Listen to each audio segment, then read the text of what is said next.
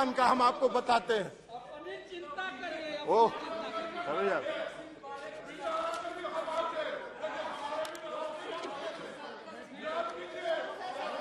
बैठिए, बैठ जाइए, बैठ जाइए, बैठ जाइए, बैठ जाइए, आप बैठ जाइए, बैठ जाइए प्लीज, बैठिए, बैठिए, बैठिए। 2000 रिकॉर्ड में नहीं जा रहा है। 2000 बोलिएगा तो रिकॉर्ड में आएगा, तब बोलिएगा जी।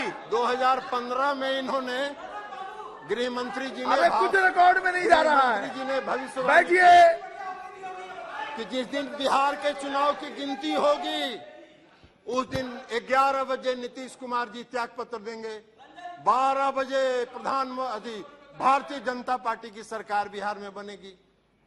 इनका भविष्यवाणी फेल कर गया, भविष्यवाणी फेल कर गया गृह मंत्री जी का। 52 को मात्र सीट आया। 2021 में बंगाल में चुनाव लड़ रहे थे, कहे 2/3 बहुमत से सरकार बनाएंगे, हार गए। 2022 में हिमाचल गए, वहां कहे सरकार बना रहे हैं, भविष्यवाणी फेल कर गया।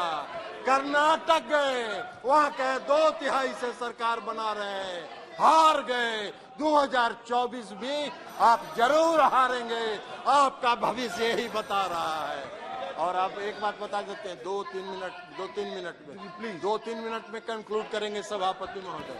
आई गृह मंत्री जी का आदत है सब, इनका गृह मंत्री जी का एक आदत है। बिहार में अभी 3 बार गए, 3 दौरा कर लिए हैं।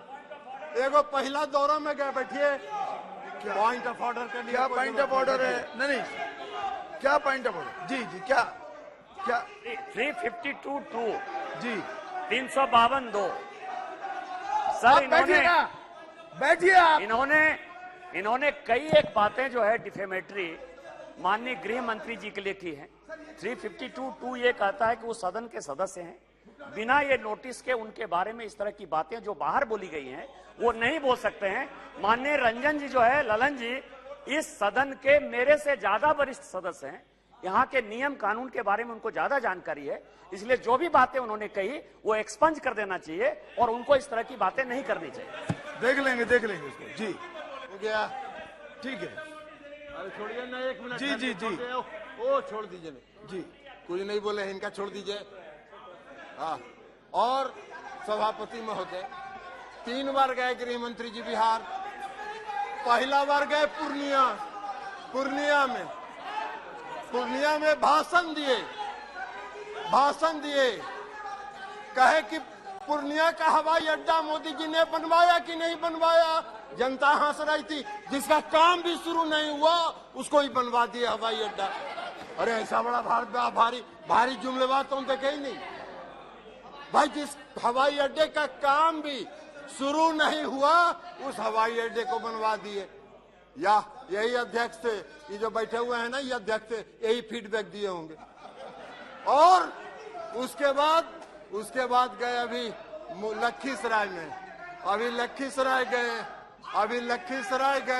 लखीसराय में जाके इन्होंने क्या कहा, मुंगेर में इंजीनियरिंग कॉलेज मोदी जी ने बनवाया कि नहीं बनवाया, मेडिकल कॉलेज बनवाया कि नहीं बनवाया, हर घर नल का जल मोदी जी ने पहुंचाया कि नहीं पहुंचाया।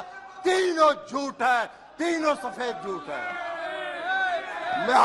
मुंगेर का मेडिकल कॉलेज 1 रुपया केंद्र का नहीं है, मुंगेर का इंजीनियरिंग कॉलेज 1 रुपया केंद्र का नहीं है। मुंगेर बिहार में हर घर नल का जल 1 रुपया राज्य की सरकार ने केंद्र से नहीं लिया। इन्होंने ऑफर किया, उन्होंने ठुकरा दिया, कहा नहीं लेंगे। तुम्हारी फितरत है, केंद्र सरकार की फितरत है। राज्य की कोई योजना चलती है, उसमें कुछ पैसा दे देते हैं। अब पैसा दे के कहते ही तो मेरा योजना है। नीतीश जी ने कहा 1 रुपया नहीं लेंगे, हम अपनी ताकत पर करेंगे, और ये काम उन्होंने किया। शर्म ही नहीं आता है। ये भी गए थे लखीसराय में, यही बताए होंगे कि मेडिकल कॉलेज बनवा दिया, इंजीनियरिंग कॉलेज बनवा दिया, हर घर नल का जल बनवा दिया। ललन जी फीडबैक देते हैं। इस देश के गृह मंत्री जी इसी तरह के बयान करने के आदी हैं। अरे जम्मू एंड कश्मीर में पीडीपी कौन था? क्यों समझौता किए थे? आपका नेचुरल एलाई था क्या? आपका स्वाभाविक गठबंधन था जी। बात बना रहे हैं और यहाँ भाषण देते हैं सब जम्मू एंड कश्मीर का। मुफ्ती महबूबा मुफ्ती से गठबंधन किया कि नहीं किया? क्यों किया? आप लालू जी हमारे साथ रहे, धन्यवाद। हम लोग एक पार्टी में रहे हैं, इस पार्टी का निर्माण हम लोगों ने किया था जी। इसलिए रहेंगे। आपका खाता बहुत धन्यवाद। बिहार में जी, नहीं जी, खुलने जी, वाला। जी। इसी के साथ श्री मैं रामकृपाल सभापति यादव महोदय, बस कंक्लूड कर रहे जी। हैं। इसी के साथ सभापति महोदय, मैं अविश्वास प्रस्ताव का समर्थन करता हूं और इनकी 2024 में विदाई का ऐलान श्री करते हैं। रामकृपाल यादव बहुत-बहुत जी। धन्यवाद। बुला लीजिए।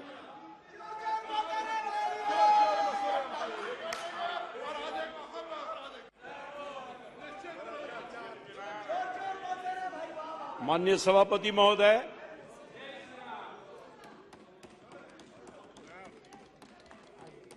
मैं अपने पार्टी के प्रति आभार व्यक्त करता हूं, जिन्होंने बहुत ही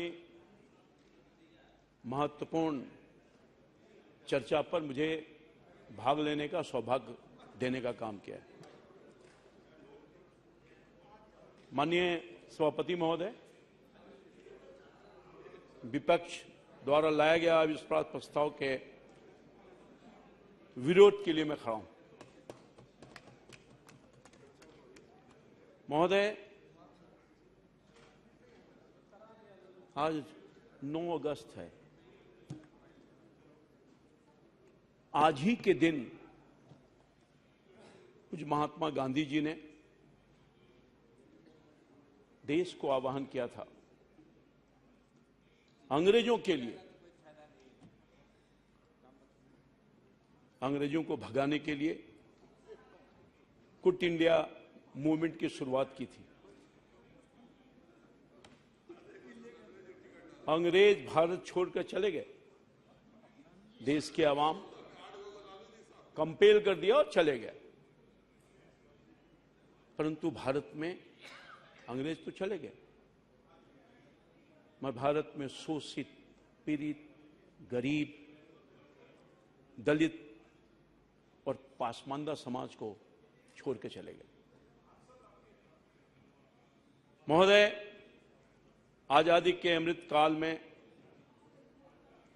एक नए इंडिया गिरोह पैदा हुआ है, नए इंडिया गिरोह पैदा हुआ है, जिसके माननीय सदस्य हैं अभी जो बक रहे थे, जिसमें कौन लोग हैं, इसमें कौन लोग हैं इस नया इंडिया गिरोह में? भ्रष्टाचारी, दुराचारी,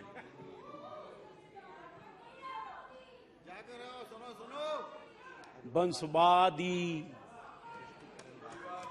और तुष्टीकरण वाली पार्टियां शामिल है। दक्ष महोदय, ये कौन लोग हैं? रावण का 10 सिर था ना सर, रावण का 10 सिर, वही 10 नेता प्रमुख लोग से हैं। क्यों भागे जा रहे हो? हिम्मत सुनो, सुनो, क्यों भागे जा रहे हो? है ताकत तो सुनो जवाब।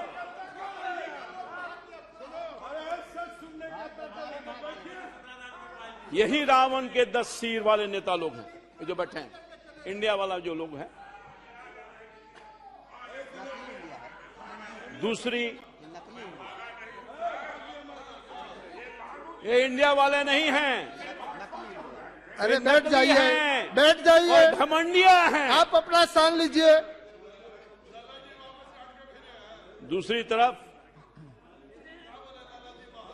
अरे ललन जी डांट के भगा दिया, जाओ नहीं तो नौकरी खत्म हो जाएगी। ये सब नौकरी करने वाले लोग हैं, अपना कोई अस्तित्व है क्या? ये इशारे पर चलने वाले लोग हैं, ये डांट खाने वाले लोग हैं, ये गुलाम लोग हैं। क्या बात करेंगे? अरे बैठो, सिट डाउन। आप बैठ जाइए, आप बैठ जाइए। दूसरी तरफ महोदय, एक तो मैंने बताया, दूसरी तरफ आपका रिकॉर्ड में नहीं जाता है, भारत के प्रतिनिधित्व करने वाले रामकृपाल जी का रिकॉर्ड में जाएगा।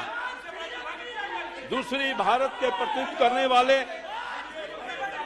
करोड़ों गरीब, पिछड़ा, अति पिछड़ा, दलित और पासमानदा भारतीयों के प्रतीक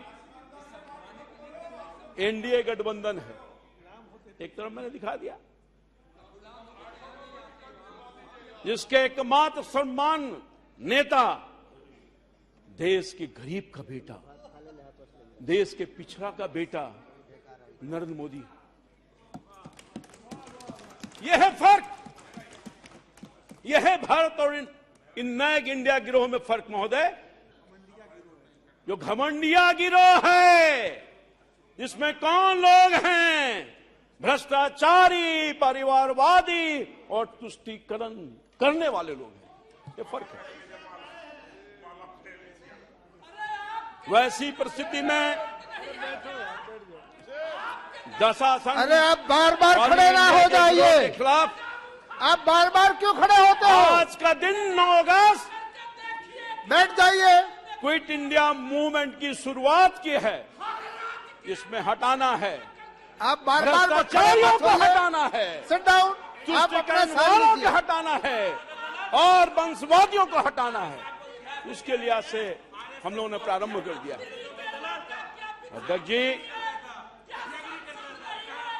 अध्यक्ष जी ने, मैंने हमेशा भारत वाली राजनीति की है, इंडिया गिरोह वाली राजनीति कभी नहीं मैंने किया अपने पूरे जीवन के 40-45 साल के काल में। मैं इस देश के सबसे बड़ी महापंचायत, टिकट आपका निश्चित है, टिकट निश्चित है, आज के सेक्शन पर टिकट निश्चित है, डोंट वरी, डोंट वरी। मैं देश के सबसे बड़ी पंचायत, महापंचायत के माध्यम से आह्वान करना चाहता हूं, ये देश के करोड़ों गरीबों, पिछड़ों, अति पिछड़ों, दलितों और महापासवानता वाले, देखो भारत के नौजवानों, ये परिवारवादी, भ्रष्टाचारीवादी, तुष्टीकरणवादी वाला घमंडी गिरोह तुम्हारे खिलाफ अविश्वास का प्रस्ताव लाने का काम क्या है महोदय? देख रहा है विनोद, देख रहा है विनोद, अविश्वास का प्रस्ताव क्यों लाया है? पता है ना? क्योंकि तुम्हारे समाज में, तुम्हारे समाज का बेटा नरेंद्र मोदी ने पिछले 9 वर्षों में तुम्हारे लिए 50 करोड़ जन अकाउंट खोलने का काम किया, 50 करोड़ लोगों को आयुष्मान कार्ड देने का काम किया है, 4 करोड़ आवास देने का काम किया है, 42 करोड़ गरीब मुद्रा योजना से लोन देने का काम किया है, 13 करोड़ घरों में पानी की व्यवस्था करने का काम किया है और भारत को विश्व के 5वीं आर्थिक व्यवस्था को बनाने का काम किया है। 13 करोड़ गरीबों की गरीबी से बाहर निकाला है, 80 करोड़ लोगों को मुफ्त में राशन देने का काम कर रहा है, आदिवासी समाज के प्रथम महिला राष्ट्रपति बनाने का काम किया है। हिंदुस्तान के आजादी के बाद अगर किसी ने किया है तो वो कोई और नहीं, भारतीय जनता पार्टी और नरेंद्र मोदी ने करने का काम किया है। देश आज देखने का काम कर रहा है। यही नहीं, ओबीसी समाज का उपराष्ट्रपति भी बनाने का काम किया है और इसके पहले दलित समाज के राष्ट्रपति बनाने का भी काम किया है, ये सम्मान देने का काम किया है। यही नहीं महोदय, केंद्रीय मंत्रिमंडल में 27% ओबीसी समाज का मंत्री बनाया है। यही नहीं, ओबीसी आयोग को संवैधानिक दर्जा देने का काम किया है, जिसके लिए ओबीसी न जाने कितने दिनों से परेशान थे। सर, मैं लंबा काल से सांसद हूं, यही कांग्रेस पार्टी की सरकार थी। भारत के संसद में राज्यसभा लोकसभा के लोग प्रतिनिधि मंडल जाया करते थे कि ओबीसी समाज के लोगों को संवैधानिक दर्जा दीजिए, पर कांग्रेस के प्रति ओबीसी के प्रति नफरत। कहां ओबीसी लोगों के पास दिल में उनके पास जगह था। मैं समझता हूं कि ये तो इतिहास साक्षी है कि ओबीसी का बेटा नरेंद्र मोदी बनता है तो ओबीसी को संवैधानिक दर्जा देकर के उसके लिए न्याय करने का काम करता है। यह फर्क, ये भी फर्क है। यही नहीं, बाबा साहब आम्बेडकर के धरोहर, सभी धरोहर को पंचतीर्थ का दर्जा देने का काम किया। केंद्रीय विद्यालय, नवोदय विद्यालय में नीट में आरक्षण देने का काम किया, ये पहली दफा हुआ महोदय। केंद्रीय बल में महिलाओं को आरक्षण देने का काम किया। कोरोना से मुक्त टीका देने का काम किया है, कोरोना से मुक्ति के लिए टीका मुफ्त में देने का काम किया है। 11 करोड़ किसानों को सम्मान निधि देने का काम किया है महोदय। वर्ल्ड क्लास सुविधा से लैस रेलवे स्टेशन देने का काम किया है, एयरपोर्ट देने का काम किया है, हाईवेज देने का काम किया है, हाईवेज देने का काम किया है और वाटर वेज भी देने का काम किया। यह है मोदी की सरकार, यह है तो मोदी की सरकार। अरे मोदी को कहां से निकाल दोगे? मोदी तो हिंदुस्तान के 140 करोड़ लोगों के दिल में बैठा हुआ है, जिसको हिंदुस्तान का गरीब आदमी, मोदी का गरीब आदमी आज एक स्वर से कह रहा है। क्या कह रहा है? मोदी मोदी मोदी मोदी। चारों तरफ हिंदुस्तान के कोने कोने से आवाज आ रही है, मोदी मोदी मोदी। अरे क्या करोगे तुम? घमंडिया लोग कुछ नहीं कर सकते हो। तुम्हारे चाहने से भी मोदी का कुछ बिगड़ने वाला नहीं है। क्या बात करोगे तुम? मोदी के खिलाफ बोलेगा तो वोट नहीं मिलेगा इन लोगों को। अभी मैं आ रहा हूं, देखिए एक एक पाई का इनको हिसाब दे दूंगा। मैं आ रहा हूं, एक एक पाई का मैं जानता हूं, जदयू के लोगों को जानता हूं, इनके नेताओं को जानता हूं। ये क्या बताएंगे?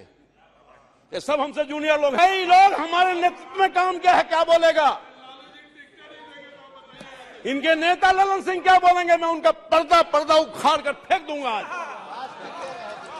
क्या बात करें? अभी आने दीजिए। वाटर वेज दिया, मैं बोल रहा हूं, वर्ल्ड क्लास सुविधा दिया, railway station, airport, highways, waterways, लेकिन सर भ्रष्टाचार नहीं किया सर। इतना सारा कुछ काम दे दिया जिसका मैंने जिक्र किया देश की जनता, गरीब लोगों के लिए, पर भ्रष्टाचार नहीं किया, तुष्टीकरण नहीं किया, भाई भतीजावाद नहीं किया। अरे मोदी का कोई है तो हिंदुस्तान का 140 करोड़ लोग है। मोदी अपने लिए क्या करेगा? मोदी तो फकीर है, खाली हाथ आया था और खाली हाथ ही चला जाएगा। मोदी को ये लोग कुछ नहीं बिगाड़ सकते। और यही नहीं, अरे मोदी तो फकीर है और देश का तकदीर है। इस तकदीर को तुम लोग क्या कर सकोगे यार? तुम लोग क्या कर सकोगे? मोदी ने नारा दिया, सबका साथ, सबका विकास, सबका विश्वास और सबका प्रयास के सिद्धांत पर चल रहा है। हाँ, ये और बात है कि 9 वर्षों के दरमियान मोदी ने गरीबों के लिए जो काम किया सर, पिछड़ों के लिए, सुस्तों के लिए, दलितों के लिए। हाँ, ये बात सही है कि गाली सुनता रहा, लोगों ने नीच कहा, लोगों ने नीच कहा, फिर भी सुनता रहा। मौत का सौदागर कहा, फिर भी सुनता रहा। मगर देश के उन गरीब बच्चों के लिए, देश के उस किसानों के लिए, मजदूरों के लिए, नौजवानों के पीड़ितों के लिए लड़ता रहा, करता रहा। और जब तक रहेगा लड़ता रहेगा, करता रहेगा।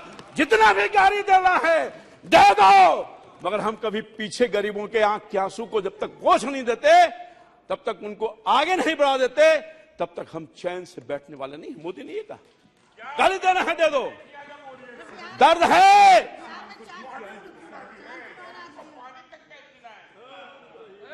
दर्द है। इन लोगों की पीड़ा मैं जान सकता हूं सर। मैं पिछड़ा समाज का बेटा हूं, पिछड़ा समाज का बेटा हूं सर, किसान, छोटे किसान का बेटा हूं सर। मैं जान सकता हूं सर, मैं जान सकता हूं क्यों दर्द है। इन नए घमंडियों को क्यों दर्द है। मोदी ने इनके भ्रष्टाचार को बंद किया है। आप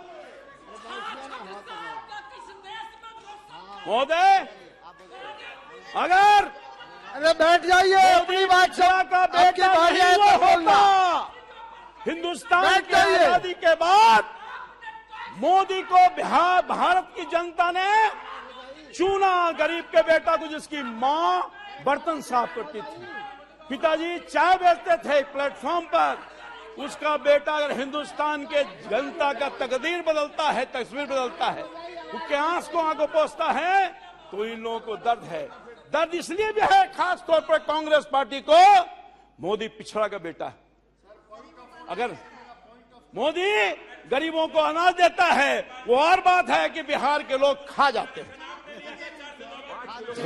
हम देते हैं 5 किलो, ये देते हैं 4 किलो।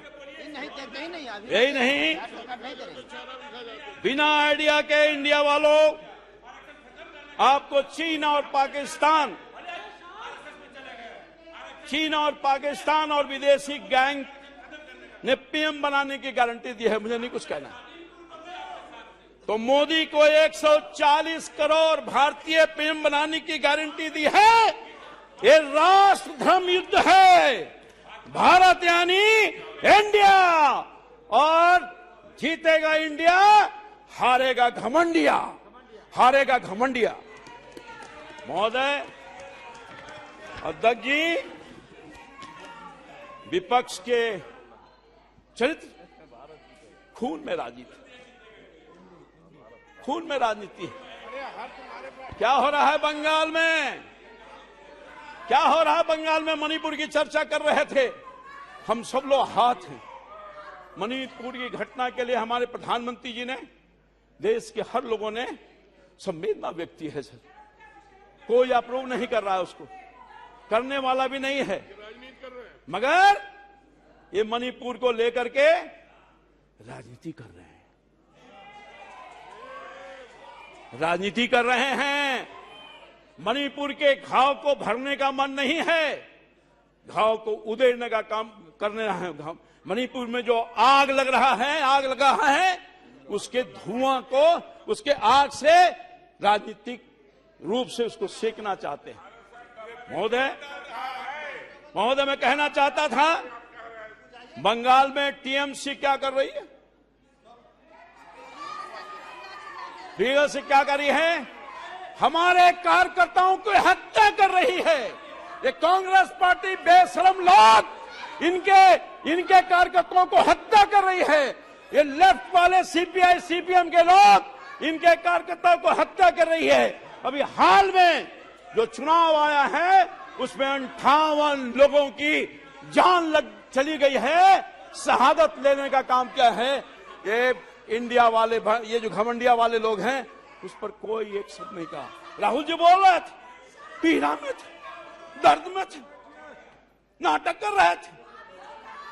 अरे मणिपुर में आप चिंता व्यक्त कर रहे हो, मगर बंगाल की चिंता नहीं है आपको, एक शब्द नहीं बोलोगे। आपको राजस्थान की चिंता नहीं है, एक शब्द नहीं बोलोगे। आपको छत्तीसगढ़ की चिंता नहीं है, आप एक शब्द नहीं बोलोगे। आपको बिहार की चिंता नहीं है, एक शब्द नहीं बोलोगे। बिहार में क्या हो रहा है महोदय? बिहार में क्या हो रहा है? बिहार में कोई सुरक्षित नहीं है। मां और बहन की इज्जत और आबरू जा रही है। बिहार में भय का वातावरण पैदा हुआ है। बिहार में रोज हत्या, लूट, अपहरण की घटना घट रही है। हमारे कटिहार में बिहार की बेटी को नंग अवस्था में घुमाने का काम किया। इस पर बिहार को चिंता नहीं है। लैन बाबू चले गए, जो दलित समाज की बेटी थी, उसके लिए चिंता नहीं है, उसके लिए चिंता नहीं है। महोदय, चिंता इनको नहीं। ललन बाबू बहुत व्यथित नजर आ रहे हैं, बहुत परेशान हो रहे हैं, मगर बिहार की चिंता नहीं है। बिहार में जो क्या हो रहा है महोदय?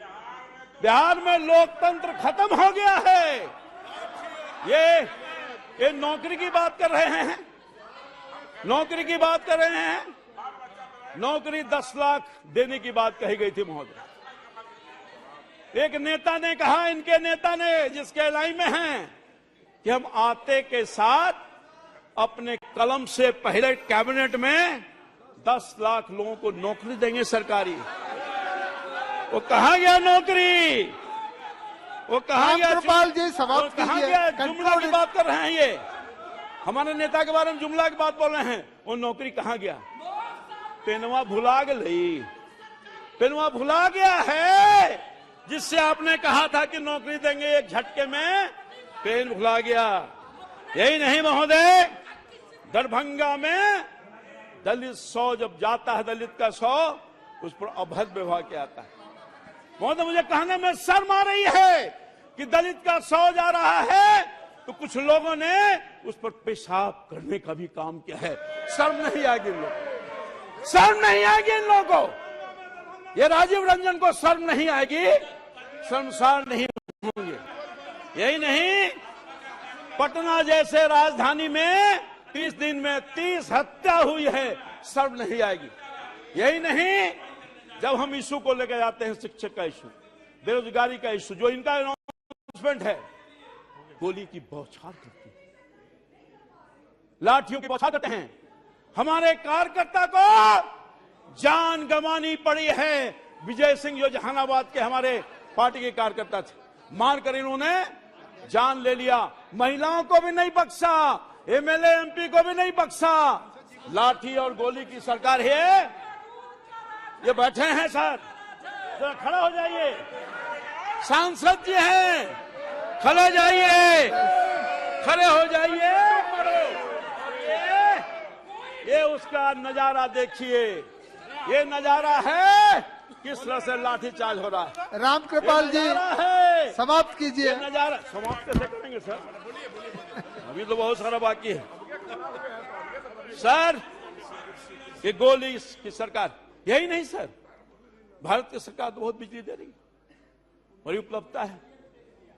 जब किसान बिजली के लिए जाता है तो उसको गोलियों से मार करके लाश बिछाने का काम करता है। ये हत्यारी सरकार है।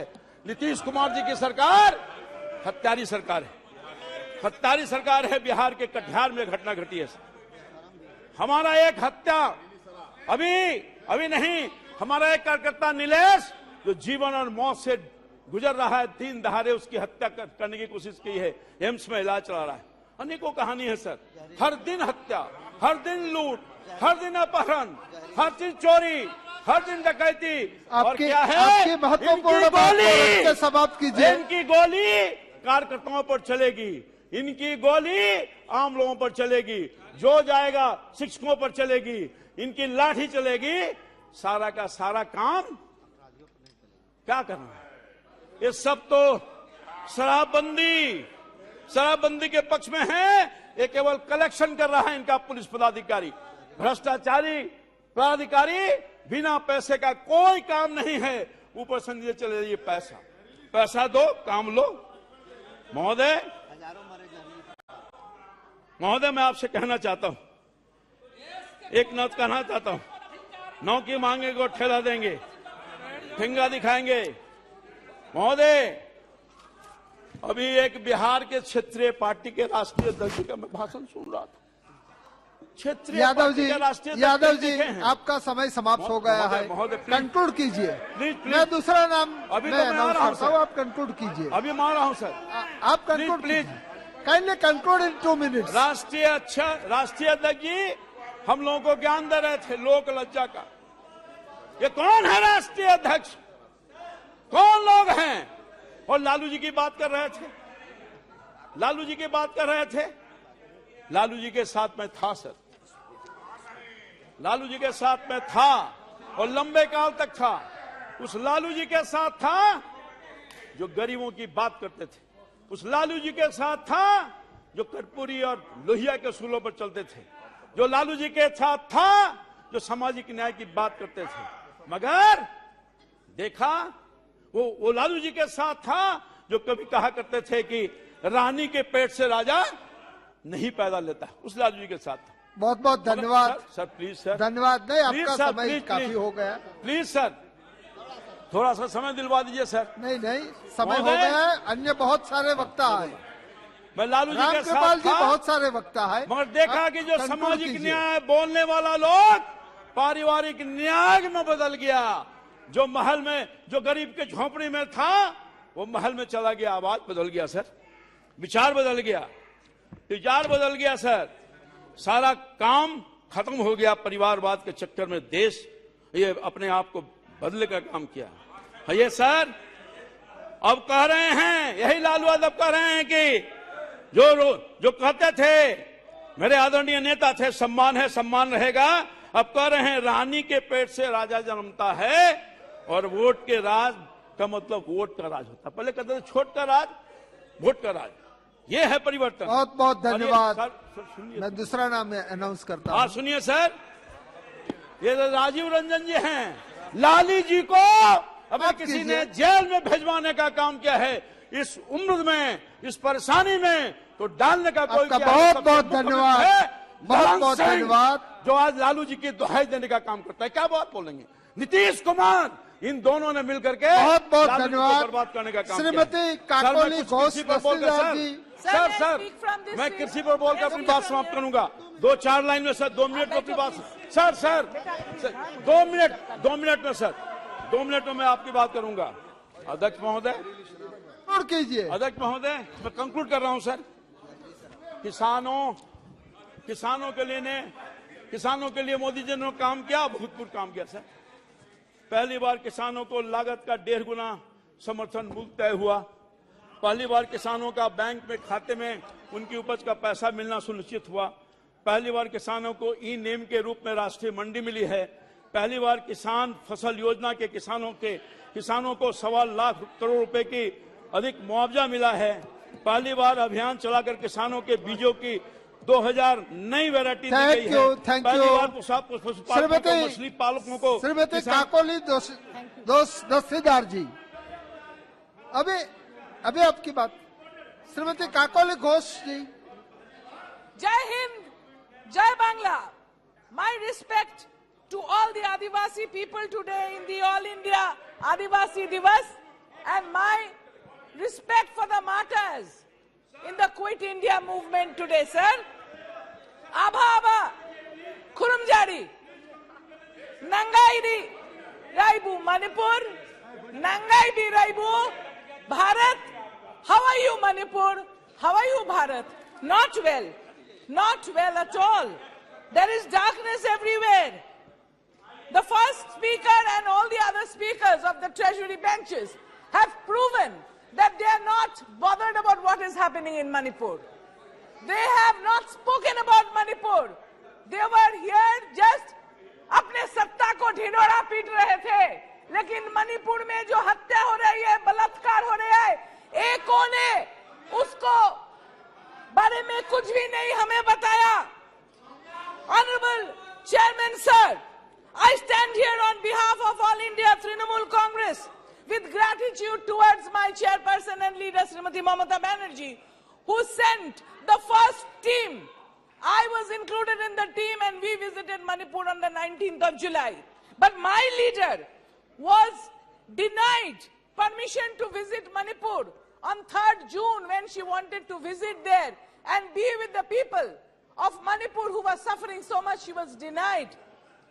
To stand by the strife-torn people of Manipur and bring back the state of affairs, she wanted us to go on 19th of July. From India, the alliance, the glorious alliance, striving to bring back democracy to our beloved motherland. Honorable member, here, Sri Gaurav Gogoiji has brought a no-confidence motion against the present dispensation. I support him. The double-engine government, as they call it, has failed completely to save the people from the manslaughter, the mayhem, the lawlessness that has seen nearly complete destruction of our country, our states. Our delegation had met the Honorable Governor in Manipur, and I quote her, wherein she said, till that day, that is 19th of July, 57 to 58,000 people had lost their homes. They were living in relief camps. Babies were being born in relief camps. Mothers were undergoing labor pain in relief camps. There wasn't no doctor. There wasn't any medication. There wasn't any sanitary napkin. There wasn't any food. There wasn't any drinking water. There wasn't any baby food. So that was Manipur in the relief camps, and the treasury benches didn't have the guts to talk about it here since the no-confidence motion started. 5,000 to 6,000 houses have been burned there, sir. And women have been tortured, molested, gang-raped. One unfortunate gang rape had seen the entire nation come out once. I don't want to mention. But this beheading, we have seen videos in which girls have been caught by their hairs and their throats slit. All girls should know this. These gang rapes, there were 2 girls hiding in a car wash. They were hiding without food and water for 2 to 3 days. To avoid these terrorists, they were dragged out from there and gang raped. All this has been so covered up by this government here. The net was so blocked, the media was so manipulated that the nation hardly got the information till we went. The sage bird, don't disrespect me, I'm talking. The sage bird, whose death anniversary we celebrated yesterday. You don't even know who a sage bird is. The sage bird of Bengal, whose death anniversary we just celebrated, had said, Durbalere rokha karo, durjanere hano. That means protect the weak and hit out at the enemy, the evil. This government has failed to do that. Whose agenda is it, sir? Whose design is it? India wants to know. The nation is seeing an unforeseen betrayal to democracy, an indifference to respect for individual liberty, deafness and blindness to the cries of the tormented. Not only here, all over the 10 states of double-engine Sarkar. I would say, like, too many cooks spoil the broth, too many engines spoiling the states. Double-engine Sarkar kaam nahi kar raha hai. We need one engine and one driver. Like West Bengal is surging forward under the leadership of our Chief Minister. The center-state equation is being devastated. States with governments in the opposition parties are being denied their rightful dues. As we are experiencing in West Bengal, 7,000 crores of labor's money in the NREGA who have worked in the fields has been denied. The roof on top of the head through Awas Yojana of the poor people has been denied. So this is the government which is denied. The states being ruled by the governments. Just a few days back, we saw vehicles and houses burning in Haryana. The whole country is burning, sir. Another double-engine failure in Haryana. In Manipur, about 70 to 80,000 Central Armed Forces police have been deployed. But every second day there is more killing, more arson, more deaths, more rapes. This is war. It is a civil war, sir. And a government which cannot control a civil war has no business to remain in power. Is this a civil war or a war designed and manipulated from outside, wherein our Arunachal Pradesh is at stake, wherein Manipur is at stake, where it's spreading to also Mizoram, where very close to Andaman Nicobar Islands, the Coco Islands. Try to understand, don't disturb. What is happening in the Coco Islands? What is? Oh, he will not disturb me. Respected women member is talking. How that? Close your mouth. Close your mouth. Close your mouth. Sit down. Sit down. Sit down. Close your mouth. अरे बैठ जाइए. शर्म आना चाहिए. हाँ आप भी बैठ जाइए. शर्म आना चाहिए. विदुड़ी जी बैठ जाइए. भाई. Kindly take your seat. शर्म आना चाहिए. शर्म आना चाहिए. शर्म आना चाहिए. Sir, Galwan Valley saw it. And my question is, whether the dispensation is ready to answer what is happening in the Coco Islands, near the Andaman Nicobar Islands. Who is doing it? Why the government is not taking any action? Is it because the government came to power in 2017 in Manipur through their help? We know who it is. So the government has to be careful. The government has to answer. We would request Honorable Prime Minister to come and answer this instead of giving us a report card of their performance. Mizoram is following suit. One class of people are being thrown out of Mizoram. What force are we fighting against? How are the sophisticated M16 and AK-47 and grenades and self-loading rifles coming into the hands of the common man? The freely available weapons are going to move throughout the northeast India, and I fear they might find way into the West Bengal state also. So we have to be careful that this kind of arms, 6 lakhs of ammunition has been stolen from the police and the state armories. Was it in connivance? Was it in connivance with the state government? Is this an ethnic cleaning operation? Is this an ethnic cleaning operation? Is this an ethnic cleaning operation? What is the master plan? What is the master plan to counter which the Kalaban project must be given a serious thought? Remember the Kalaban project. More than 4,000 arms have been stated to be looted from the armory. Was that in connivance? Brother killing brother? Sisters being bloodied? I will quote. I will just quote. ये महान दृश्य है, ये चल रहा मनुष्य है, आंसू स्वेद रक्त से लथपथ, लथपथ, लथपथ, Agnipath, Agnipath, Agnipath. India alliance promises to be with democracy, to be with federalism, to be with respect towards the constitution.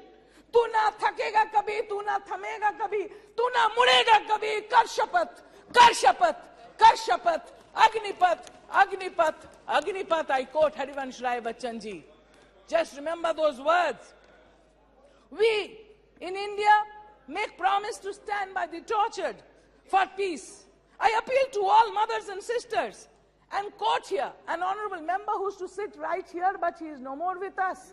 I quote Mulayam ji when he said, "Ma behno hamla bol." I appeal to all mothers and sisters of this country. बलात्कारी पर हमला बोल, बेरहमी पर हमला बोल, हत्यारे पर हमला बोल, बेरहमी पर हमला बोल, बोल मेरी माँ हमला बोल, चल आंसू पोंछ हमला बोल, बलात्कारी पर हमला बोल. माँ बहन, my mothers and sisters of this country, let your curse burn the tormentor.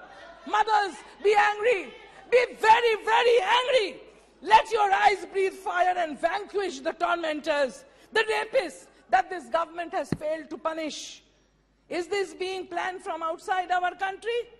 Why doesn't the government open their mouth? Why doesn't the government speak about Manipur? Why is the government giving a report card? This is not election time. Forget about the elections. Talk about Manipur. This no confidence.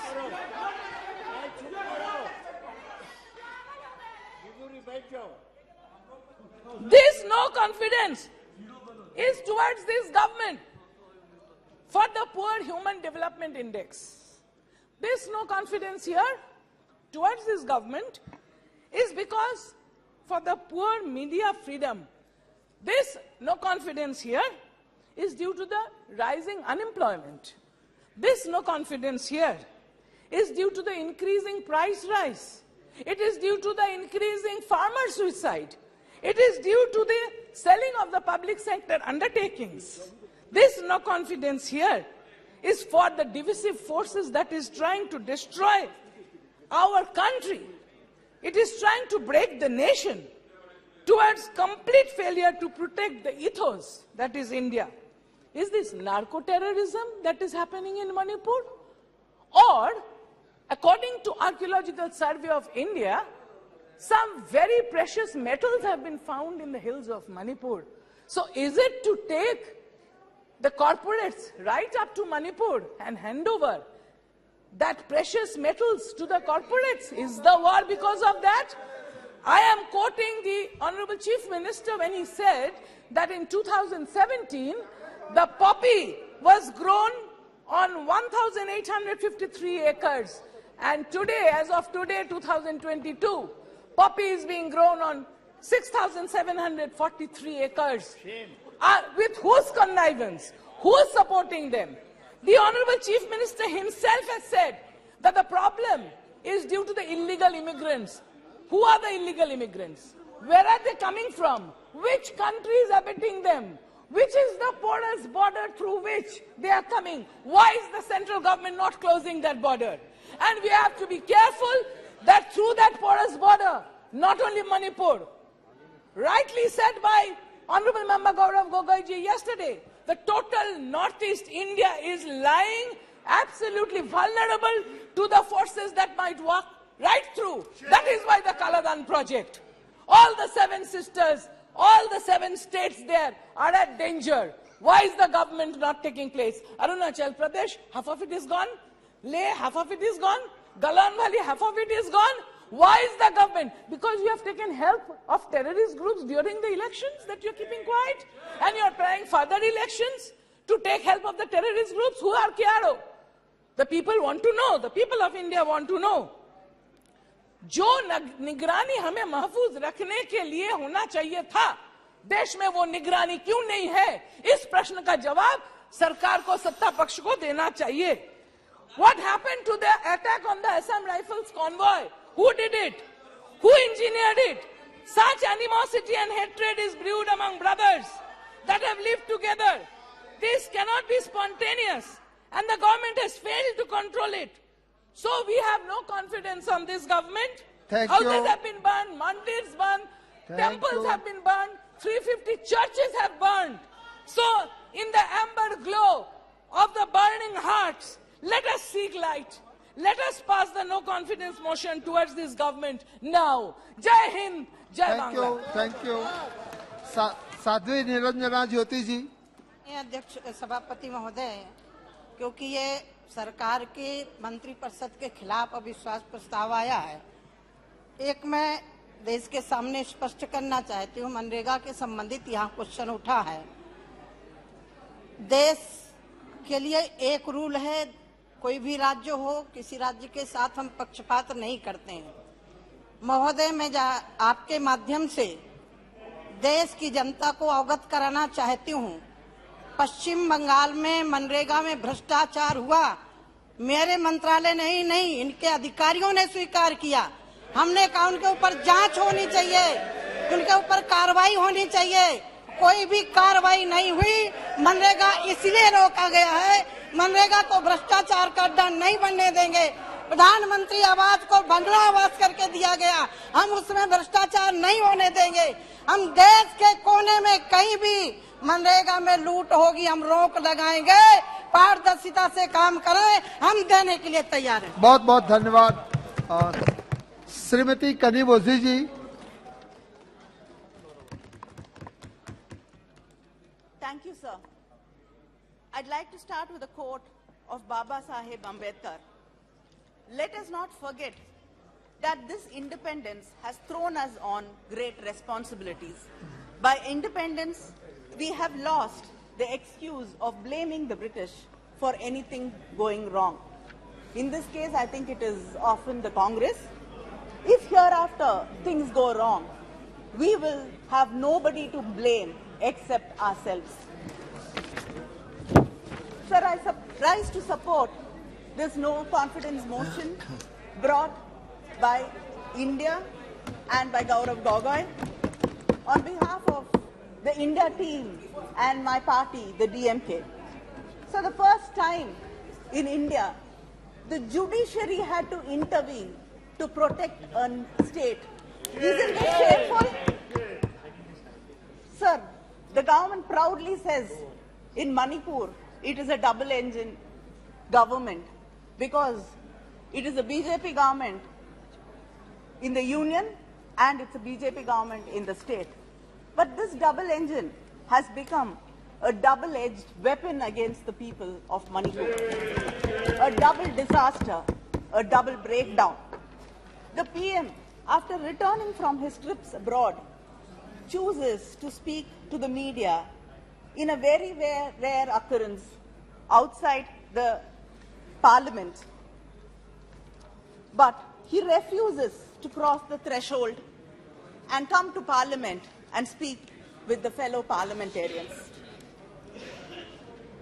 A senior leader, Jaswant Sinha, day before yesterday in his article had mentioned, democracy is not defined by the beauty of its parliament building.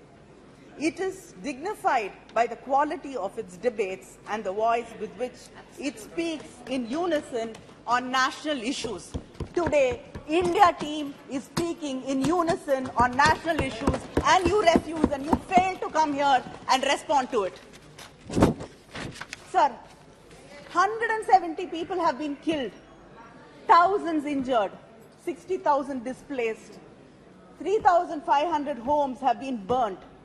People have been killed, as Kakuli mentioned. People have been beheaded, rapes on both sides.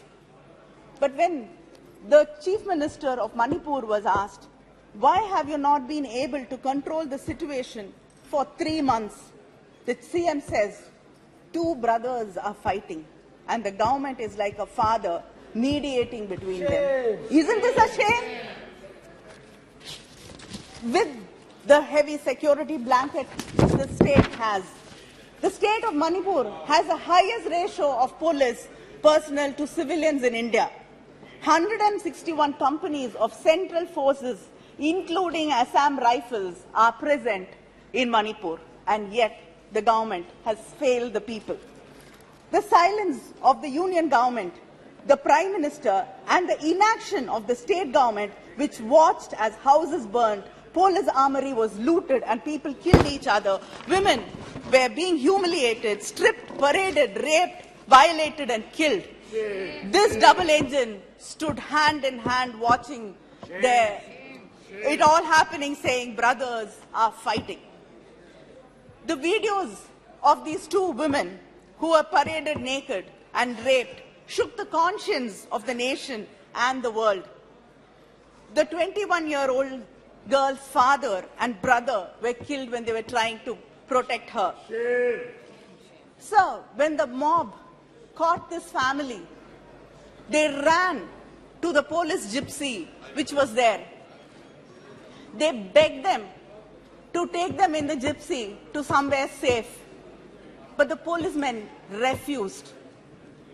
When they got into the gypsy, they allowed the mob, the violent mob, to pull these 2 women out, and the father and the brother, out of the gypsy, and the policemen were watching in silence when the father was killed and the brother was killed and these 2 women were stripped.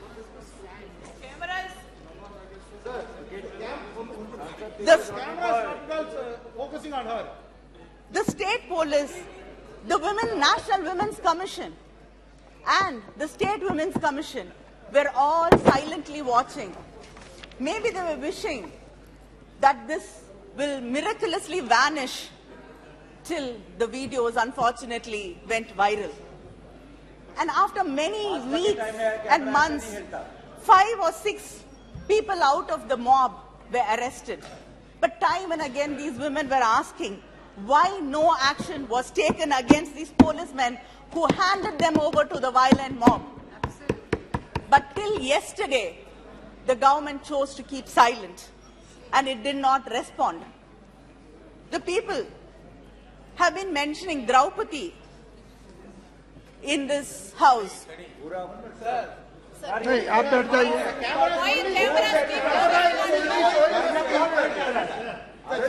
आप बैठ जाइए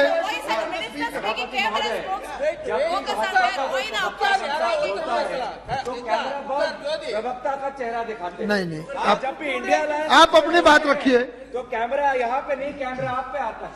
ऐसा क्यों है? नहीं ऐसा नहीं है आप करीम उद्दीन जी आप अपनी बात रखिए the other thing will not go into the record only Karim Uddin speech will be going in record Sir, the people have been mentioning Draupadi from Mahabharata in this house and how she was humiliated and stripped. So these women also must have prayed to some God to come and help them. God nor the government came to help these two women. And anybody who has read the Mahabharata properly knows that it is not the perpetrators of the crime alone who were punished, but the silent spectators who stood there like trees watching her being humiliated were also punished. They will be punished like they will be punished when they were silent in Hathras, Kathua, Unnao, Bilkis Banu, and when the wrestlers were protesting. The country, the nation, India, the mothers of India will punish them. So there are hundreds of relief camps. There are hundreds of relief camps, but there is no food, no water. It is overcrowded with no proper sanitation. The roofs are leaking and children have to live there. They cry out of fear and hunger. Is this what you call relief camps in this country? You don't even want to reach out to people who've lost everything, who had to walk for days to save their lives. You can't give them food, you can't give them protection, you can't ensure that the roofs don't leak. At Bishnupur, a woman said that people are saying my son has been killed, but I haven't seen his body. I refuse to believe that he has been killed. His best friend has told her that the son was killed, but she refuses to believe that he was killed because she lives in hope. She says, I hope that someday he'll come back alive to me. This is not just one mother who's saying this. There are brothers, fathers, families who wait, hoping that their loved ones are alive somewhere. Even if they're injured, they are there somewhere. A Methi girl in one of the camps asked me, you have come to see us, but why hasn't the Chief Minister or the Prime Minister bothered to come and visit us? We have lost our homes, families, livelihood. I will never go back to my home. I will never feel safe there. The government has let me down. Why hasn't anybody come here to wipe my tears? But instead of listening to her pain and comforting her, the BJP fake news team manufactures a narrative saying that she told the India team that I have faith in the Prime Minister. Why have you come here? Sir, the truth is, whether it is the Kukis, Nagas or Methi, we only saw despair and despondency in their eyes. I request the Prime Minister, this government, to reach out to these people and say that we care and justice will be done. Can't you do that much for people who've been hurt, who are bleeding? Sir, we went there to say India stands with you. We would like to know whether the government stands with them.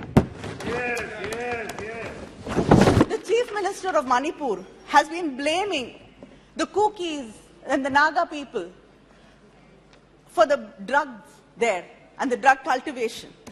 But a former SP, Ms. Brinda, blames the Chief Minister, the Chief Minister's office, and the Manipur government for it.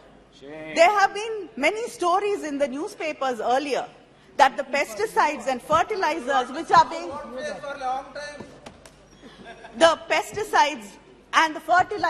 are being sent to the state are diverted for poppy cultivation and not for food production.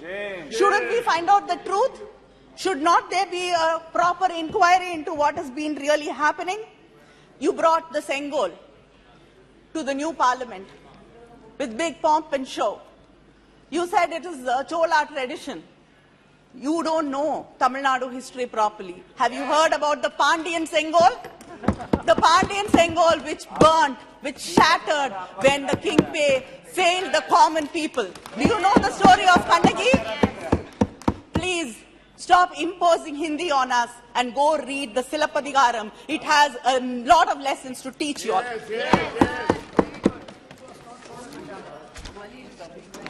Sir, it's okay. They're very scared of us. They don't want to see our faces also. We are happy with it as long as they can hear us. They cannot hear Manipur people, at least let them hear us. So this government is very lucky because it knows to manufacture one issue after another, one disaster after another.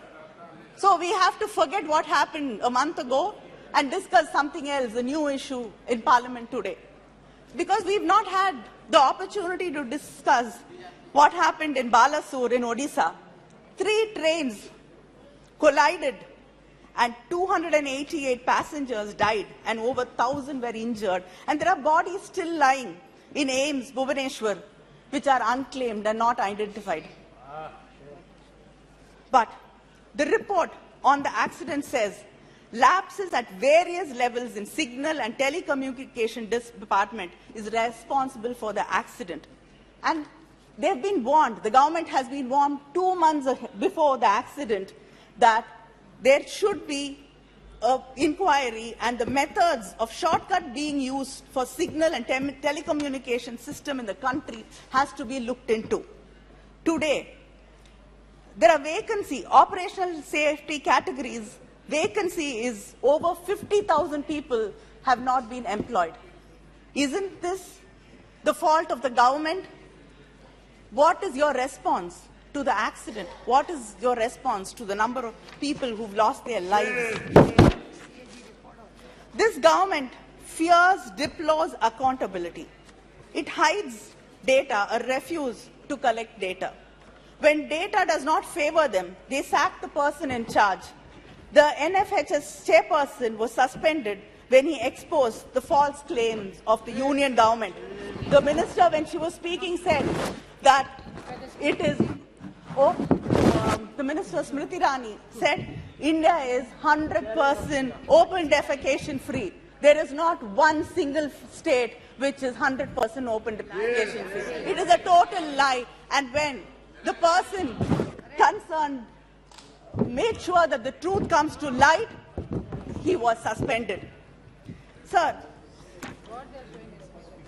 the employment data was withheld till the election results were out.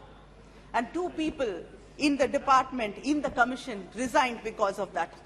The unemployment rate is 8.5% in this country. Investments have dropped to half. It was 10.5%, it is 5% now. People are going back. More than 50% people are there in the agriculture sector. This doesn't happen in any developing nation. People are going back to agriculture because they have no hope, there is no space for them in formal employment. Who's speaking? We can't. Speakers, now we can see. And the national policy for rationalization of schools has closed down thousands and thousands of schools, and millions of children have lost their opportunity to go back to school. Just wait. Sir, why is it being changed? Sir, who is putting the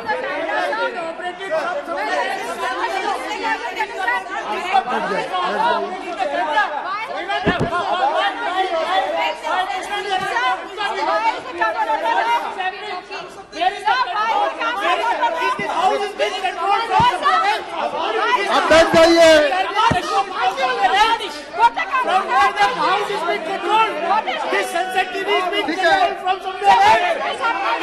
कनीम वजीर जी आप बैठ जाइए। दानिश अली जी अपने जगह पे जाइए।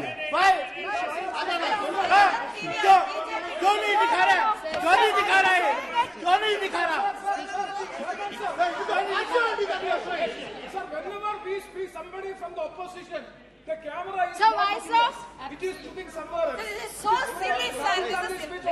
Sir, when Smriti Irani was speaking, it was there. When Smriti Irani was showing the play card, the camera was on the play card. When Rahul Shrimati कनीम वजीर जी आप अपनी बात रखिए। please don't show play card. We have taken note of it. Please restore the democracy in this country. We have taken note of it. आप बैठ जाइए। कनीम वजीर जी आप बोलना चाहती हो? कनीम वजीर जी आप आगे बोलिए। People are watching. आप शुरू कीजिए। Sir, you have to give me extra time. Sir, are you closing down schools because only the OBCs, SC, ST students go to these government schools? In a reply to the Rajya Sabha, the Union Minister of State has stated that 25,593 students belonging to the SC, ST, OBC communities have dropped out of central universities. Is this the India you're talking about? Is this the Bharat you proudly talk about, where students from suppressed communities cannot go to national institutions, central government institutions and study there because of discrimination?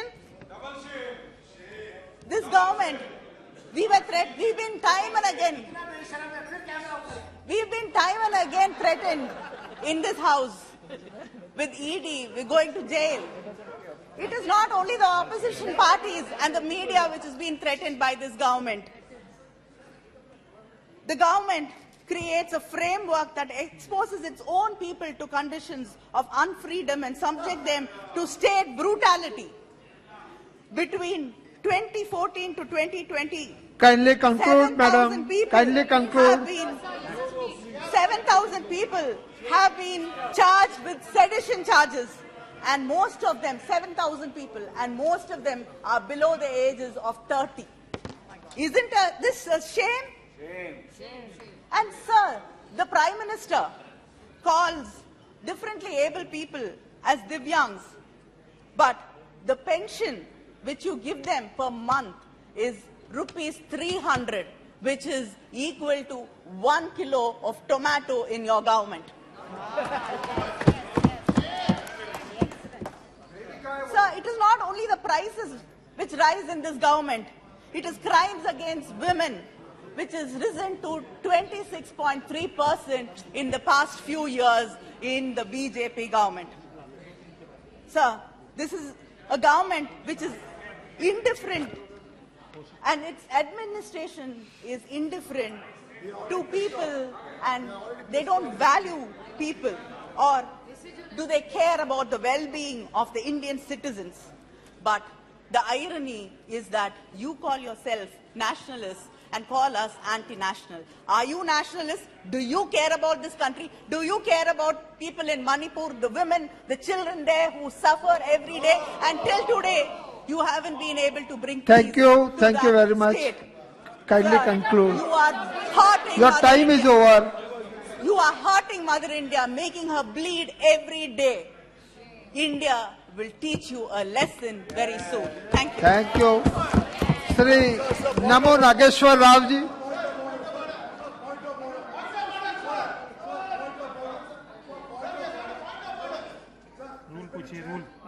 Hello, Namo Nageshwar ji. You tell me which rule, under which rule you are raising?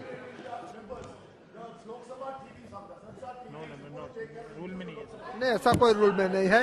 NaMo Nageshwar ji, you start it. Party का member बोलता है तो camera उसके ऊपर होता है, लेकिन जब ऑपोजिशन का बोलता है तो कैमरा जो है चेयर पे होता है। Sir, who is controlling this Lok Sabha TV? नमो नागेश्वर जी, आप अपनी बात रखिए। Thank you, Chairman, for giving this opportunity to speak on motion of no confidence on behalf of BRS party, my leader KCR Garu. सब अभी स्वतंत्र होके, इंडिपेंडेंस होके अभी 75 इयर्स में हम लोग आ गया। 75 साल से अगर हम लोग का कॉन्स्टिट्यूंसी, जो कॉन्स्टिट्यूंसी का दिक्कत सब अपना अपना कॉन्स्टिट्यूंसी वाला बताता है, मगर जो देश का जब बात आता है तो हम लोग का कॉन्स्टिट्यूशन में जो आर्टिकल 1 में जो लिखा है उसको India, that is Bharat, shall be A union of states, ये स्पिरिट ऑफ द कॉन्स्टिट्यूशन है। मगर 75 साल होने का बाद भी आज के दिन में इंडिया में डिफरेंट स्टेट्स है, और छोटा स्टेट से बड़ा स्टेट है। कुछ स्टेट जो है ना आपको सपोर्ट कर रहे हैं, कुछ स्टेट जो है ना आपके लिए अपोज है। मगर आपको जो है ना सेंट्रल गवर्नमेंट में बैठने का बाद आप यहां से सबको इक्वली जो है ना देखना चाहिए, सही ढंग से देखना चाहिए। वो छोटा स्टेट हो, बड़ा स्टेट हो, आपको मदद कर रहा हो, आपको अपोजिशन हो, मगर आपको सेंट्रल गवर्नमेंट का पूरा ध्यान जो है ना पूरा देश के ऊपर होना चाहिए। जब स्टेट्स का जो भी सेफ्टी, सिक्योरिटी, ये सब सेंट्रल गवर्नमेंट भी देखना चाहिए। अभी देश में क्या हो रहा है, अभी जो स्टेट में, स्पेशली हमारा जो स्टेट में, अगर तेलंगाना में, हम तो जरूर जो है ना मणिपुर का बात करेगा। अभी तेलंगाना में पिछले 9 साल से जो है ना हमारा केसीआर साहब जो है ना मुख्यमंत्री है, हमारा पार्टी जो है ना उधर गवर्नमेंट चला रहा है स्टेट में। सेंट्रल में आप लोग भी जो है ना 9 साल हो गया, 9 ईयर से आप लोग भी सेंट्रल गवर्नमेंट में, इधर जो है ना सेंट्रल गवर्नमेंट में है। मगर हमारा स्टेट को इतना अन्याय कर रहा है। जो एपी ऑर्गेनाइजेशन एक्ट में 2014 में ये हाउस से जो एक्ट पास हुआ था, वो एक्ट का अनुसार हमको जो है ना हमारा कॉन्स्टिट्यूंसी खम्मम से उधर जो इंटीग्रेटेड स्टील प्लांट लगाने का था, हमारा काजीपेट में कोच फैक्ट्री लगाने का था। कोच फैक्ट्री का जगह ये कोच फैक्ट्री लेके गया महाराष्ट्र, ये कोच फैक्ट्री लेके गया गुजरात। हमको जो है ना कोच फैक्ट्री नहीं दिया, वैगन रिपेयर का जो है ना वैगन शेड एक बना दिया। उसी तरह से आईआईएम देने का था, हमको नहीं दिया। ट्राइबल यूनिवर्सिटी देने का वादा था एक्ट में, वो भी कंप्लीट नहीं हुआ है। मेडिकल कॉलेजेस पूरा देश में जो है ना सबको दे दिया, तेलंगाना को एक भी जो है ना मेडिकल कॉलेज नहीं दिया। कल हमारा दोस्त, पुराना दोस्त, हमारा लोकसभा टीवी को तो छोड़ो ना, हमारा दोस्त निशिकांत दुबे साहब ने बोल रहा था, उसका जो है ना कॉन्स्टिट्यूंसी में एम्स लगा हुआ है और उधर जो है ना मेडिकल कॉलेजेस लगा हुआ है। मगर तेलंगाना में क्यों इस तरह से कर रहा है? तेलंगाना का लोग, तेलंगाना देश में है, तेलंगाना भी पार्ट ऑफ इंडिया है, मगर तेलंगाना का ऊपर आप लोग क्यों इस तरह से कर रहा है? और एक भी जो है ना मेडिकल कॉलेज नहीं दिया है। सबसे ज्यादा Navodaya Vidyalaya as per the act का अनुसार हर एक स्टेट, हर एक डिस्ट्रिक्ट में Why you are disturbing him? Why frequently you are standing up? Take your seat. Take your seat. I don't want to show the opposition. Why you are disturbing him? Because the chair is not taking it. आप बोलिए. साहब अभी when any member Don't disturb him. expressing their pain, Don't disturb him. their grievances of the state, it's the TV is diverting somewhere. तो आप बोलो इनकी Is there जगह. justice? There He is not disrespecting the focusing chair, on the sir. opposition members at all. गलत कर रहे हैं. अभी चेयरमैन साहब, हम लोग नवोदय विद्यालय हर एक डिस्ट्रिक्ट में एक्ट का अनुसार एक डिस्ट्रिक्ट में एक नवोदय विद्यालय देना है। पिछले 9 साल से एक भी जो है ना विद्यालय में नहीं दिया है। हमारा मुख्यमंत्री साहब चिट्ठी लिखा है, हम लोग भी चिट्ठी लिखा है, ये हाउस में कई दफा बात किया है, तब भी जो है ना एक स्कूल भी नहीं दिया, एक नवोदय विद्यालय भी नहीं दिया। उसी तरीके से अगर आप बोलने से हम लोग को पहले कुछ प्रोजेक्ट सैंक्शन हुआ था, ITR बहुत बड़ा प्रोजेक्ट था, तेलंगाना को सैंक्शन हुआ था। आप लोग जो है ना जो सैंक्शन हुआ प्रोजेक्ट को निकाल दिया है, उसको कैंसिल कर दिया है। क्यों हम लोग का तरफ से इस तरह से कर रहा है, ये जो है ना बोलना पड़ेगा, बात बोलो को जरूर जो है ना उसका रिप्लाई देना पड़ेगा। मगर हमारा तेलंगाना का कुछ स्कीम्स तो आप कॉपी कर रहा है, अच्छा है। अगर तेलंगाना का इंडिया में सबसे पहले हर एक फार्मर के लिए, हर एक किसान के लिए, हर एक एकड़ के लिए 10,000 रुपया प्रति साल देता है। अगर उसको आप लोग कॉपी किया है, अच्छा है।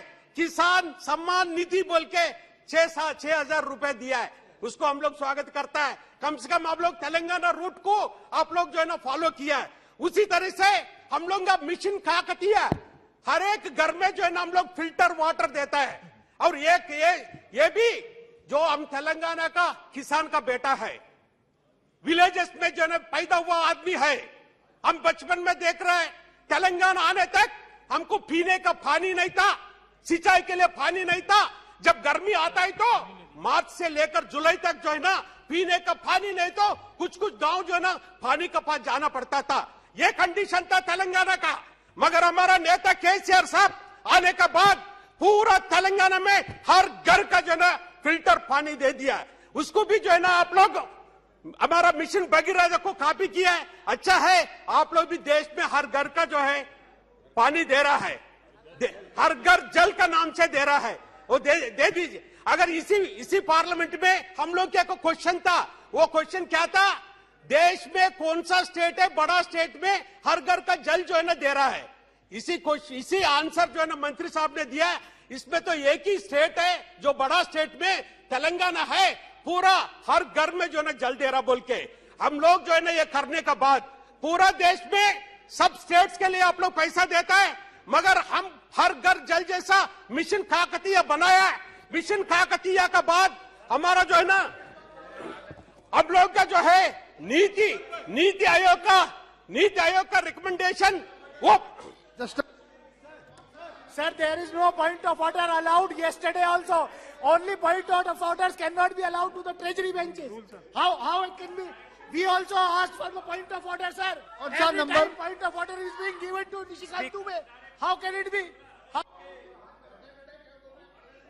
स्पीकर्स डायरेक्शन 115 वो ये कहता है सर कि कोई मेंबर यदि गलत बयानी कर रहे हैं तो मंत्री नहीं कोई मेंबर भी उसका सुधार कर सकते हैं। ये जिस प्रोजेक्ट की बात कर रहे हैं सर, उस पे 86,000 करोड़ मैं ऑन रिकॉर्ड कर रहा हूं। कालेश्वरम प्रोजेक्ट में ठीक है कालेश्वरम प्रोजेक्ट में भारत सरकार ने 86,000 करोड़ रुपया दिया है। ये गलत बयानी कर रहे हैं। नमो नागेश्वर जी, आप बात रखिए। आप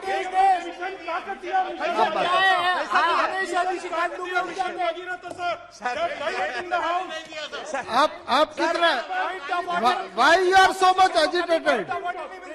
अरे भैया इनको बोलने दो, आप कितने एजिटेटेड होते हो? आप बोलिए। मिशन क्या कहती है? मिशन भगीरथ साहब आप अपनी बात रखो। चेयरमैन साहब, मिशन भगीरथ के लिए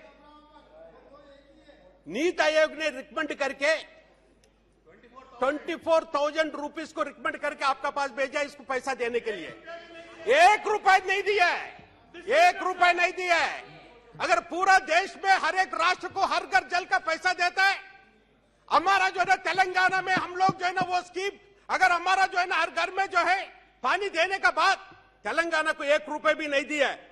उसी तरीके से आज के दिन में देश में 24 आवर्स पावर किसान लोगों को फ्री देने का राष्ट्र एक ही राष्ट्र है, वो तेलंगाना है। राज्य हमारा स्टेट जो है ना, स्टेट में 24 आवर्स फ्री करंट देता है, और वो भी जो है ना आप लोग स्कीम लगा दीजिए पूरा देश में। अगर तेलंगाना में पावर नहीं जाएगा, अमेरिका में पावर कट हो सकता है, मगर तेलंगाना में कभी एक दिन के लिए भी पावर नहीं जाता है। जब हम लोग का तेलंगाना नहीं आया था, उस टाइम में अंधकार में था तेलंगाना बनने के बाद हम लोग जो है अभी 18,600 मेगावाट का पावर प्लांट्स लगा दिया। उसका वजह से हम लोग आज के दिन में पूरा पैडी में देखे तो अभी पंजाब को क्रॉस करके नाउ वी आर नंबर 1 है। उस तरह से पूरा जो है ना जमीन का रेट भी जब तेलंगाना आने के बाद 2 लाख रुपए पर एकड़ था, अभी जो है ना 30 लाख रुपए हुआ है। उसीलिए हम लोग ये मांगता है, आप जो है जो जिस तरीके से जो पेंडिंग इश्यूज को सबको हमको सपोर्ट करे। अगर उसी तरह से देखें तो आपका जो है फेलियर्स भी बहुत है। आप कितना वादा किया था, अगर लोगों को जो है ना बहुत वादा किया है आप। अभी हमारा पर कैपिटा इनकम इंडिया में हम लोग नंबर 1 है। जब तेलंगाना आने के पहले हम लोग 10-12 में था रैंक में, अभी तेलंगाना आने के बाद वी आर पर कैपिटा में नंबर 1 है। 3,12,390 यस नंबर 1 है। बड़ा स्टेट में वी आर नंबर 1 है। और उसी तरीके से अगर आपका सपोर्ट नहीं है तब भी हम लोग नंबर 1 है। आप लोगों को हम ये बोलना चाहते हैं, आप लोग इसी तरह से सबको सपोर्ट कर दीजिए। अगर उसी तरह से अभी सेंट्रल गवर्नमेंट जो है ना बहुत एरियाज में फेल हो गया। अगर उसको जो है ना प्राइसेस काफी जो है ना, अगर पेट्रोल का डीजल का प्राइस काफी बढ़ गया, उसी तरह से गैस सिलेंडर का प्राइस काफी बढ़ गया, उसी तरह से हर एक साल में 2 करोड़ का जॉब देने के लिए था। अभी 9th ईयर में आप लोग है, 18 करोड़ का जॉब मिलने का था, मगर अभी अनएम्प्लॉयमेंट देश में बहुत है। इसका बारे में भी आप लोग जानना चाहिए। उसी तरीके से सर उसी तरीके से अभी उसी तरह से अभी भी कम से कम तेलंगाना को भी जो है ठीक ढंग से देखे। ऑनरेबल चेयरमैन साहब, कभी भी ना कांग्रेस है ना बीजेपी, ना इधर का है ना उधर का है। हम लोग अपना भारत राष्ट्र समिति बीआरएस का है। हम लोग देश का लोगों का साथ रहेगा। बहुत बहुत धन्यवाद। सब एक ही मिनट सर, 1-2 मिनट सर। अभी सर अभी जिस तरीके से सब जिस तरीके से जो है ना अभी मणिपुर में जिस तरह से हुआ है, ये हम लोग का एंटायर कंट्री में इंडियन पीपल के लिए ये जो है ना बहुत शर्मिंदगी का है। आप लोग का सिर अभी झुकना पड़ रहा है पूरा विदेश में भी। ये बात हम किस लिए बोल रहा है, अगर यूरोपियन पार्लियामेंट में भी वो लोग एक रेजोल्यूशन जो है ना लगा दिया है। बहुत बहुत धन्यवाद। सब नहीं सब बहुत बहुत धन्यवाद। एक मिनट कंक्लूड कीजिए। अगर मैं सेकंड स्पीकर का नाम बोलता हूं। उसी तरह से सुप्रीम कोर्ट की 3 जजेस का फॉर्मर जजेस का कमिटी भी डाला है। अभी आखिरी में चेयरमैन साहब हम एक बात बोलना चाहता है। 15th लोकसभा में ये लोग उधर था, वो लोग इधर था, और इधर अपोजिशन लीडर सुषमा जी था और फारूक अब्दुल्ला साहब ने बैठा है। उस टाइम में जो है स्टोन फेल्टिंग हुआ था कश्मीर में, 100 चिल्ड्रन जो है डेथ हुआ है।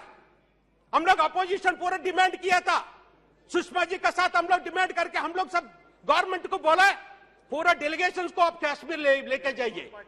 ऑल पार्टी डेलीगेशन को लेके गया था, 39 जो है ना पीपल को ऑल पार्टी डेलीगेशन को लेके गया था, और उसमें जो है ना 3 दिन हम लोग कश्मीर में था, जम्मू में था, सब सेक्शन वाला से बात किया है, हम लोग कॉन्फिडेंस क्रिएट किया है, कुछ ना कुछ फायदा तो हुआ है। बहुत बहुत उसी तरह से अभी भी बहुत धन्यवाद। मणिपुर के लिए यही काम प्रधानमंत्री जी करें तो अच्छा रहेगा। हम लोग प्रधानमंत्री को इसलिए बात कर रहे हैं, सुब्रमण्यम जी, देश का प्रधानी का बात से एक शांति आ जाएगा। देश का प्रधानी का बात अगर सबके लिए जो रेस्पेक्टेबल बात रहेगा, उसी की वजह से हम लोग डिमांड किया है, उसी की वजह से इमीडिएटली उधर जो है ना मणिपुर का बहुत बहुत धन्यवाद। शांति लेके आने का जिम्मेदार जो है ये गवर्नमेंट लेना है। Thank you chairman. श्री के सुब्रमण्यम जी। ஸ்பீக்கர் சார், இங்கே எனக்கு முன்னர் பேசிய எதிர்க்கட்சி தலைவர்கள் முன்வைத்த மணிப்பூர் குறித்த பிரச்சனை முழுவதையும் நான் இங்கே வழிமொழிகிறேன். அவர்கள் சொன்ன கருத்துக்களை என்னுடைய கருத்துக்களாகவும் ஏற்றுக்கொள்ள வேண்டும் என்று நான் வலியுறுத்துகிறேன்.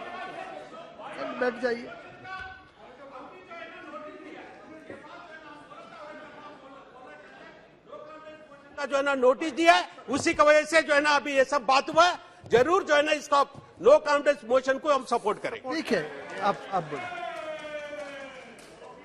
ஸ்பீக்கர் சார், இங்கே எனக்கு முன்னர் எதிர்க்கட்சி தரப்பிலிருந்து குறிப்பாக இந்தியா அணியிலிருந்து பேசிய உறுப்பினர்கள் முன்வைத்த கருத்துக்களை என்னுடைய கருத்துக்களாகவும் நான் வழிமொழிகிறேன். இந்த கடந்த 9 ஆண்டு கால இந்திய அனுபவம் என்பது ஜனநாயக அரசியல் அமைப்பில் நம்பிக்கை இல்லாதவர்கள், குறிப்பாக ஜனநாயகத்தின் மீது நம்பிக்கை இல்லாதவர்கள் அதிகாரத்திற்கு வந்துவிட்டார்கள் என்பதை கடந்த 9 ஆண்டு கால நடைமுறை அனுபவம் நிரூபித்திருக்கிறது. எந்த ஒரு ஜனநாயக ரீதியான எதிர்ப்பையும் சகித்துக் கொள்ளுகிற மனப்போக்கே ஆளும் தரப்பில் இல்லை. அதற்கு 3 உதாரணங்களை நான் இங்கே குறிப்பிட விரும்புகிறேன். காலையிலே ராகுல்ஜி அவர்கள் உரையாற்றினார்கள்.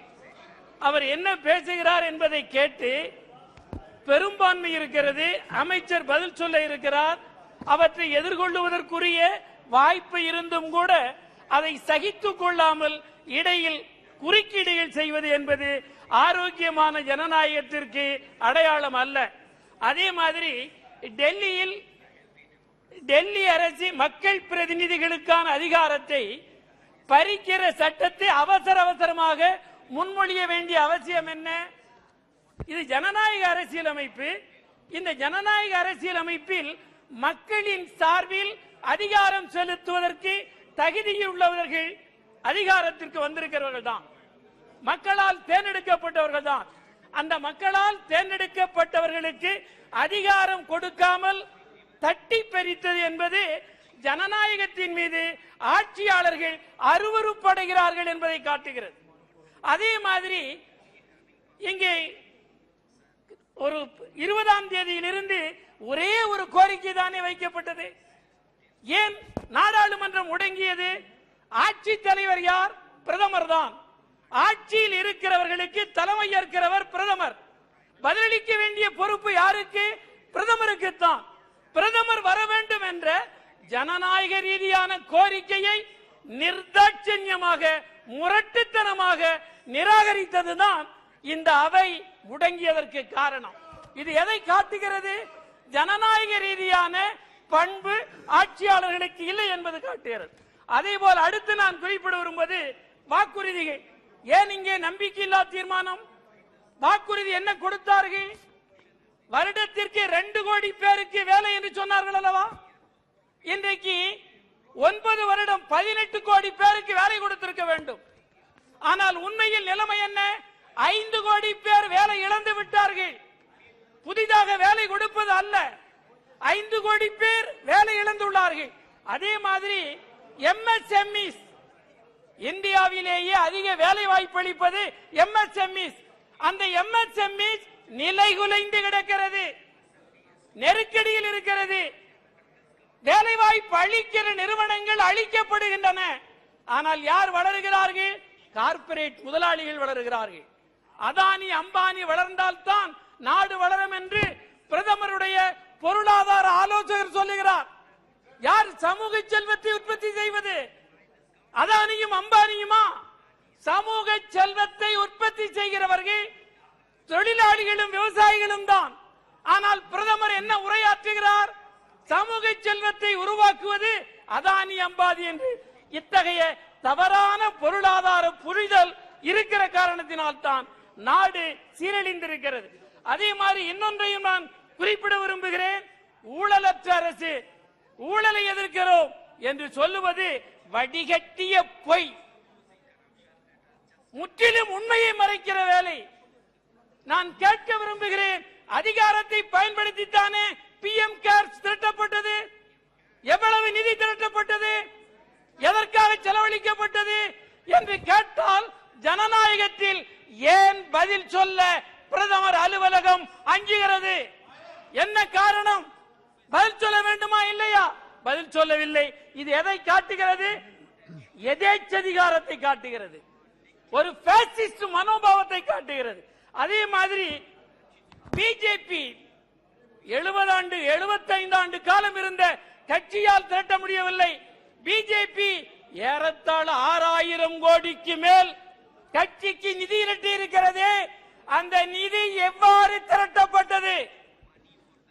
தேர்தல் பாண்டு மூலம் திரட்டப்பட்டது எவ்வளவு? யார் யாரிடமிருந்து பெறப்பட்டது என்பதை இந்த அவைக்கு பிஜேபி அறிவிக்குமா என்று நான் கேட்க விரும்புகிறேன். அதே மாதிரி 14,56,000 லட்சம் கோடி conclude. Within 2 minutes, sir. Conclude. Why are you disturbed to me? Kindly I will conclude. Please, allow me. 14,56,000 ரூபாய் ரைட் ஆஃப் செய்யப்பட்டிருக்கிறது. ரைட் ஆஃப் செய்யப்படவில்லை என்று சொன்னார்கள். யாருக்கு செய்தீர்கள்? விவசாயியின் கழுத்தை அறுக்கிறது இந்த அரசு. தொழிலாளிகளின் குரல் வலையை நசுக்குகிறது இந்த அரசு. ஆனால் யாருக்கு சலுகை? 14 லட்சம் கோடியை அதானி, அம்பானி போன்ற கார்ப்பரேட் நிறுவனங்களுக்கு சலுகை அளித்திருக்கிறார். அடுத்து நான் குறிப்பிட வருவது மாநில உரிமையை பறிக்கிறார்கள்.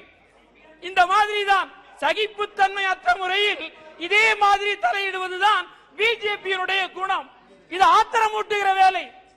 இந்த ஆத்திரமூட்டுகிற வேலையைத்தான் தொடர்ந்து அவர்கள் செய்கிறார்கள். அடுத்து நான் குறிப்பிட வரும்போது சிறுபான்மையினர் எஸ்சி எஸ்டி முஸ்லிம் கிறிஸ்துவர்கள் தாக்கப்படுகிறார்கள். வரலாறு காண அளவு தாக்கப்படுகிறார்கள். அதே எந்த வாக்குறுதியையும் நிறைவேற்றவில்லை. ஆனால் பொதுத்துறையை விற்றார்கள் அல்லவா? பொதுத்துறையை விற்க யாருக்கு இவர்கள் அதிகாரம் கொடுத்தார்கள்? 75 ஆண்டு காலம் ஜவஹர்லால் நேரு கட்டி காத்த பொதுத்துறை நிறுவனங்களை 9 ஆண்டுகளில் விற்று தீர்க்க முடிவெடுத்திருக்கிறார்கள். இவர்கள் எவ்வளவு மிக மோசமான ஒரு போக்கில் இருப்பார்கள் என்பதை சொல்லி ஒரே 1 minute சார்.